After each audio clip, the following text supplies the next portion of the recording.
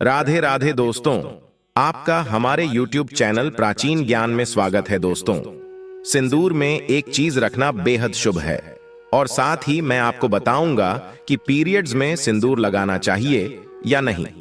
सिंदूर गिरने से आपको क्या संकेत मिलते हैं और एक ऐसी गलती जो महिलाएं हमेशा मांग में सिंदूर लगाते समय करती हैं, लेकिन इस गलती को आप नजरअंदाज ना करें क्योंकि यह आपके परिवार पर कष्ट ला सकती है, खासकर आपके पति की मृत्यु का कारण बन सकती है और आपके पति का दुर्भाग्य यानी कि दूरी का कारण बनती है। तो पूरी जानकारी के लिए इस वीडियो को अंत तक जरूर देखिएगा दोस्तों। सच्ची श्रद्धा से कमेंट्स में जरूर लिखें जय श्री कृष्णा। दोस्तों, हिंदू धर्म में सुहागन महिलाओं के जीवन में सिंदूर का एक खास महत्व है। अक्सर आपने हिंदू धर्म की सभी शादीशुदा महिलाओं को सिंदूर लगाते हुए अवश्य देखा होगा। हिंदू धर्म की मान्यता के अनुसार सिंदूर को सुहागन महिलाओं के सुहाग का प्रतीक माना जाता है और विवाह के समय भी सिंदूर दान की विधि का एक खास महत्व है। इसके बाद ही विवाह की विधि को पूर्ण माना जाता है और एक बार विवाह हो जाने के बाद सभी सुहागन महिलाओं का सिंदूर लगाना जरूरी है। हालांकि बदलते जमाने में कई लोग इसे रूढ़िवादिता मानने लगे हैं और आजकल कई लड़कियों को शादी हो जाने के बाद भी बिना सिंदूर के आपने देखा होगा। लेकिन दोस्तों, जानकर आपको हैरानी होगी कि हिंदू धर्म में बनाई गई इन परंपराओं के केवल धार्मिक महत्व नहीं है, बल्कि इसके संदर्भ में कई वैज्ञानिक महत्व भी बताए गए हैं। धार्मिक मान्यताओं के अनुसार सिंदूर लगाने के भी कई नियम होते हैं जिनका पालन करना अनिवार्य है।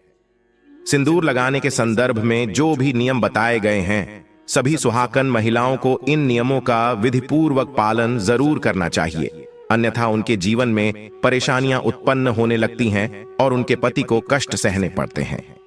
दोस्तों, जो महिलाएं सिंदूर लगाने के नियमों का पालन नहीं करती, ऐसी महिलाओं के पति को धन और स्वास्थ्य संबंधित समस्याओं का सामना करना पड़ जाता है। तो आइए जानते हैं सिंदूर लगाने के वो कौन से नियम हैं जिनका पालन हर महिलाओं को जरूर करना चाहिए।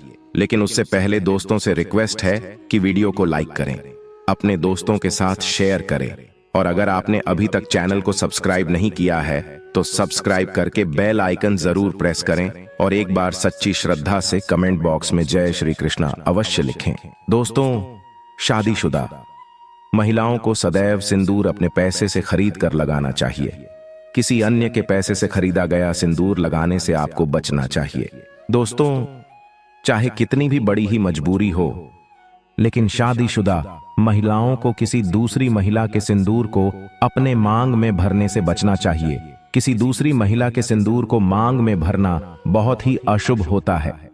ऐसा करने वाली महिलाओं के पति को धन संबंधित समस्याओं का सामना करना पड़ता है और पति पर कोई भी संकट आ सकता है। दोस्तों, सुहागन महिलाओं को उपहार में मिले सिंदूर का उपयोग करने से बचना चाहिए क्योंकि शास्त्रों में उपहार में मिले सिंदूर का उपयोग करना अशुभ माना गया है। उससे आपके पति और आपके ऊपर विपदा आने की संभावना बढ़ जाती है।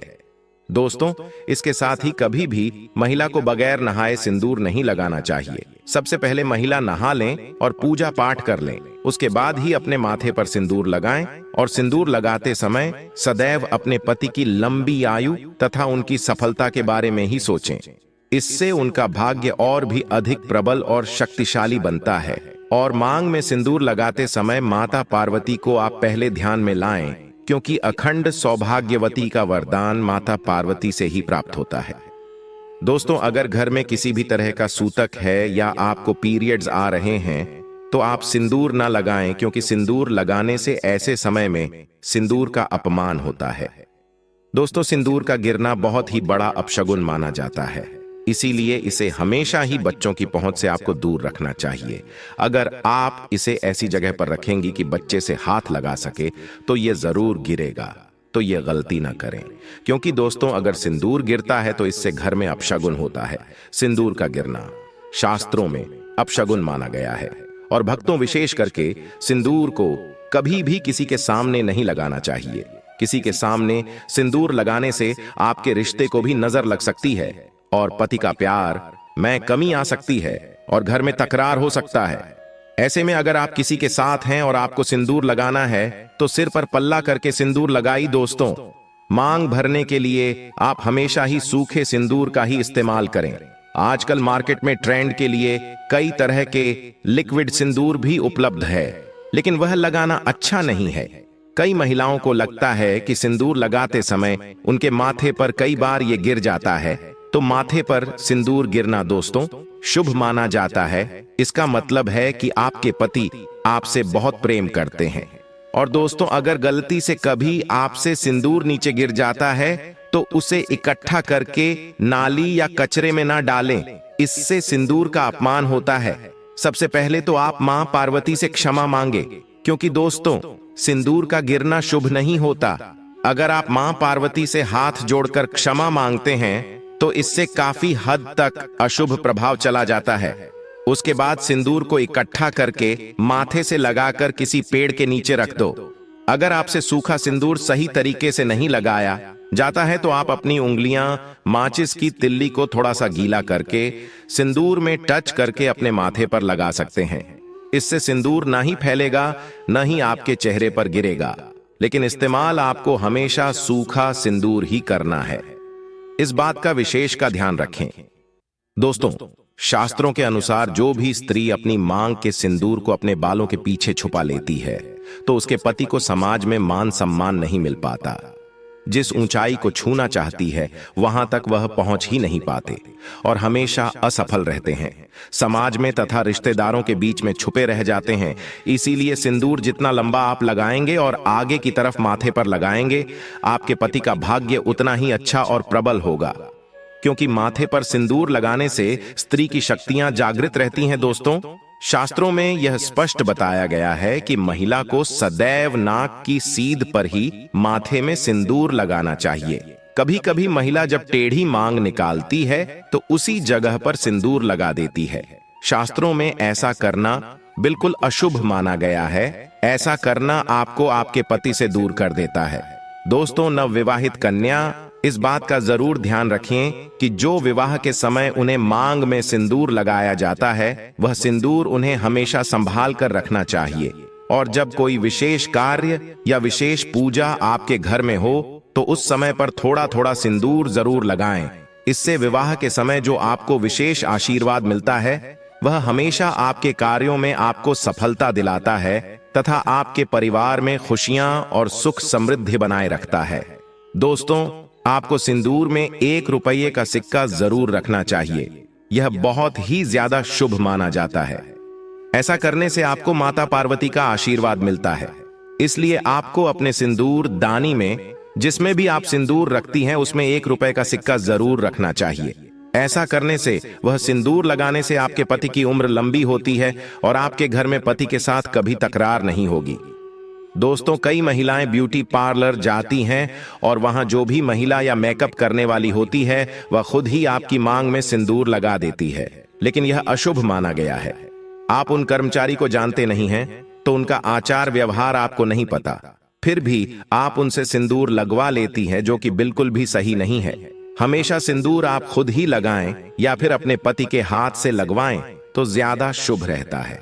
अगर आपको सपने में सिंदूर दिखाई दे तो यह बहुत ही ज्यादा शुभ माना जाता है। सपने में मांग में सिंदूर का दिखाई देना ऐसा माना जाता है कि इससे आपके मायके से बहुत ही बड़ी खुशखबरी मिलने वाली है, और अगर कोई अशुभ आपके साथ होने वाला होता है तो वह भी टल जाता है। दोस्तों, अगर कुंवारी स्त्री को सपने में खुद को सिंदूर लगाना दिखाई देती है तो इसका मतलब है कि उसकी शादी उसके मनचाहे पसंद के वर्ग के साथ होने वाली है।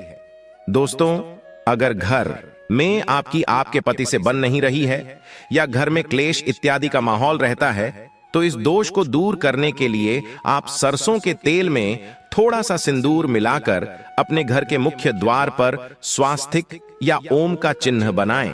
इससे आपके पति का प्यार आपके लिए अधिक बढ़ जाता है और क्लेश इत्यादि का माहौल दूर हो जाता है। अगर आप ऑफिस में काम करने वाली महिला है या किसी कारण से आप रोज माथे पर मांग में सिंदूर नहीं लगा सकती है तो कम से कम जो आपके त्योहार होते हैं, आपकी एकादशी पूर्णिमा या आपकी सालगिरह या आपके घर में कोई पूजा पाठ है, कोई शुभ कार्य हो रहा है और खासकर करवा चौथ के दिन या तीज के त्योहार पर आप जरूर माथे पर सिंदूर लगाइए दोस्तों, क्योंकि सिंदूर सुहाग की निशानी होती है। सिंदूर में माता रानी का आशीर्वाद छिपा होता है और सिंदूर लगाकर जब आप कोई भी शुभ कार्य या पूजा पाठ करती हैं तो उसका फल कई गुना आपको मिलता है। अगर आप कामाख्या मंदिर कभी जाएं तो सिंदूर आप अवश्य लेकर आए। कामाख्या माता के मंदिर का सिंदूर बहुत ही चमत्कारी माना गया है और इससे अगर कोई सुहागन महिला प्रत्येक दिन अपने माथे पर लगाएं तो उसके घर परिवार में सदैव खुशियां बनी रहती हैं और ऐसी सुहागन महिलाएं सदैव सौभाग्यवती रहती हैं और पति पत्नी के बीच का रिश्ता सदैव के लिए बना रहता है। दोस्तों, हिंदू धर्म में किसी भी शुभ और मांगलिक कार्यों में भगवान विष्णु जी की पूजा की जाती है, इसलिए शादी विवाह जैसे शुभ अवसर पर लोग अक्सर पीले रंग के सिंदूर का इस्तेमाल करते हैं। पीले रंग का सिंदूर लगाने से वर वधू पर विष्णु जी कृपा बनी रहती है और साथ ही वैवाहिक जीवन में सुख समृद्धि बनी रहती है। और दोस्तों, सिंदूर का उल्लेख रामायण काल में भी किया गया था। माना जाता है कि माता सीता नित्यदिन श्रृंगार के रूप में सिंदूर का प्रयोग करती थीं। एक कथा के अनुसार हनुमान जी ने जब मां सीता को सिंदूर लगाते हुए देखा और तो जिज्ञासावश उनसे यह पूछा लिया कि वह हर दिन सिंदूर क्यों लगाती हैं। आप तब जानकी जी ने उन्हें बताया कि वह भगवान श्री राम की लंबी आयु के लिए मांग में सिंदूर भरती हैं और भगवान श्री राम इससे प्रसन्न होते हैं।